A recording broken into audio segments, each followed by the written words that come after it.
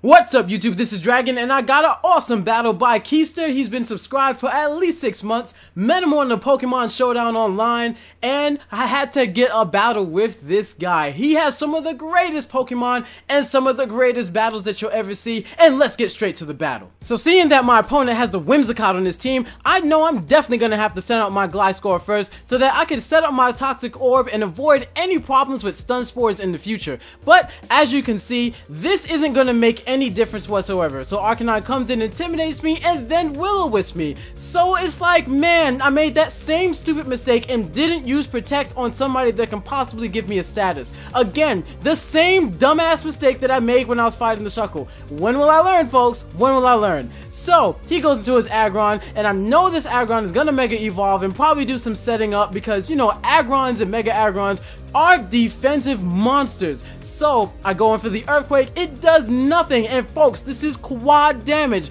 Can you see how much damage that did? That is a Steel and Rock type Pokemon, and it only did that much damage. When it Mega Evolves, my Earthquakes aren't gonna do anything whatsoever. It's gonna be, oh my god, it's just so frustrating though. I could have been in the advantage with my Mega Gliscor, my Gliscor, and now, you know, I have to switch into my Aegislash so that I could possibly do something to it. So I know at this point, he's most likely not going to want to take a Sacred Sword, but I make the safe play just because, you know, I don't really know what my opponent's really about in the beginning of the match. So I go for the Sacred Sword, the obvious play, and this is going to not really do that much to his Arcanine because his Arcanine does come up with the Intimidate, which actually makes me feel a little bit better because now I know that he's not Flash Fire. So if I send in my Charizard and like do a Fire Blast or something, he can't just switch into a Fire Blast, and it's not something that I would really have to take much into consideration. So I know he's going to go for the Will-O-Wisp again, and at this point my Aphorism is relatively just death fodder for this entire match. So now I switch into my Aphorism, and I know, okay, like he may like switch to another Pokemon predicting that I might do something else or even go for the Earthquake, but instead he goes in straight for the Flare Blitz because he knows I can't really do anything to his Arcanine, especially me being burned. It's like, what you gonna do, Gliscor? What you gonna do, man? Come on, what's good? So I'm Mega Evolved, and at this point now, like in the back of my head, I'm like, how come more people do not have Ancient Power on their Charizards? And look, when you see how much damage this Ancient Power does, you're gonna be like, oh my god, how come more people don't have Ancient Power on Charizard? Look at that damage, folks. Look at that damage. Now, you know, honestly, I was expecting an Extreme Speed at this point, but I'm glad that he didn't go for the Extreme Speed because, well, hey, you know, I was able to get off some damage. So that Arcanine is severely crippled, and now I can come in with my Aegislash and, well, oh, Shield Bell, well, okay. Well, so now I'm coming back in with my Aegislash, and now I'm gonna come in with the Shadow Sneak. My stance changes, and at this point, I'm wondering what exactly is he gonna do? Would he switch? Would he leave his Arcanine in this for Death Fodder? I mean, the Shadow Sneak was relatively obvious, but, you know, everybody plays them in their own unique ways, because he could have switched into the Exploder or possibly double switch, but you never know. So now I know that possibly like a Fire Blast is coming, so I switch it to my Blissey because my Blissey can take whatever an Exploder wants to do, and he predicts this switch pretty nicely, and he goes and Boom Bursts any potential Pokemon that could come out. And yo, look at that power. Do you see how much damage that did? Take a good look at that.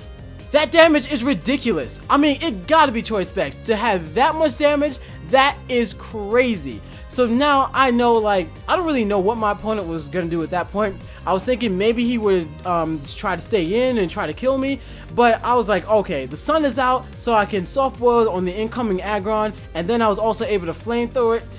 The Mega Aggron hitting his specially defensive side, which isn't that good, and then he hits me for the Dragon Tail, and I'm like, alright, that's good. Now at this point, when he sends out my Azumarill forcefully, I'm like, alright, now one of two things can happen. Either the superpower won't be enough and he'll be able to Iron Head me and really cripple my team, or I'll be able to do it. And folks, I had to do a quick damage calculation, and Choice Banded Azumarill does 50% damage minimum. It's like 49 to 50% damage minimum on the Mega Mega Aggron. So I was really good in that regard. So I felt really happy about that. So now I switch into my aphorism because, well, I obviously don't want to get Thunderbolted, but he knows that I'm obviously going to switch. So he sets up the Rain Dance. Now I know that he has a Kingdra on his team, so he could either go immediately for his possible hidden power Ice, or he could switch straight into his Kingdra. So at this point, I really don't, you know, my aphorism is Death Fodder at this point. So now I just go for the Toxic, predicting the Kingdra switch, and I did that successfully, and now his Kingdra is Toxic, and I'm actually hoping that it's not one of those like Dragon Dance, Resto, Chesto sets, because oh my god, that was going to just really just wreck my whole team. But luckily, you're gonna see later that this is a special Kingdra, and he uses Focus Energy. Now folks, take heed to that Focus Energy. Is going to really show how the power of a crit can really make a difference in the battle. So I use Protect in any sense. It's just like a double Protect. I wanted to see if I could get it off. I could have used the Earthquake, you know, wouldn't have really made a difference. He is doubly faster because of the ability Swift Swim on this Pokemon, but it didn't matter anyway, and I just died to my own shenanigans, really. Like, I mean, I could have, well, it wouldn't have mattered. I kind of would have died anyway. So now I switched to my Blissey because, you know, I want to be able to tank whatever this Kingdra could do. I'm just hoping that it doesn't have Waterfall and it's not a mix set. And look at that, folks. That is a crit, Scald, and a burn, and I'm able to take that damage like it's nothing. Folks, you don't really have to put that much special defense investments in Blissey. That was a crit, Scald in the rain by a Kingdra, and I was still able to take only 50% damage, and I'm max health points and max defense bold natured. So I am really good to go with this Blissey. So now I've soft boiled again, and folks, that's the first crit. He surfs me now, which is interesting because he has something that's able to burn and something that's able to do a little bit more damage. And Kingdra really doesn't have that much of a versatile moveset, so you know, I could kind of see why he would just have like the surf and the Scald. But me personally, I would have had Waterfall instead of the Surf, because then Waterfall would have been able to hit a Pokemon's physical side, like Blissey for instance, and I possibly would have died. Because Blissey taking a physical attack, especially critting like this, I mean folks, that's like the third crit in a row. That's the third crit in a row. Focus Energy is kind of powerful, man. Like, wow, I really have my doubts on Focus Energy, unless it was by a what's the name of that Pokemon? You know, that dark type that just got that Mega Evolution, and you know, it has the Super Luck and it can use like Night Slash and whatnot. Yeah, well, you know what Pokemon I'm talking about. Write it down in the description if you know what Pokemon's name I'm talking about. So that is the Encore coming in with this Pokemon. I was debating on whether I would switch straight into my Talonflame, but I didn't want it to set up a substitute because you know, that would really put me at a disadvantage, and then like I would have to hit the substitute, and then it could possibly paralyze me with Stun Spores. I did not want that to happen to my Talonflame, because my Talonflame is key to me winning this match. So he sends out, no, not he, I send out my Aegislash because I know the Leech Seed is coming. Everybody wants to Leech Seed a Blissey. Like, Blissey and Leech Seed is like butter and toast. It's like, you have to Leech Seed a Blissey. It's just so delicious. So at this point, I'm like, alright, what's he gonna do? So I go in for the Aerial Ace because I'm like, oh, you know, Aerial Ace, you know, it'll be able to do a little bit of damage. Oh, by the way, this is Fire Lord's Aegislash, folks. This is the Aegislash that he traded to me, this nice shiny Aegislash.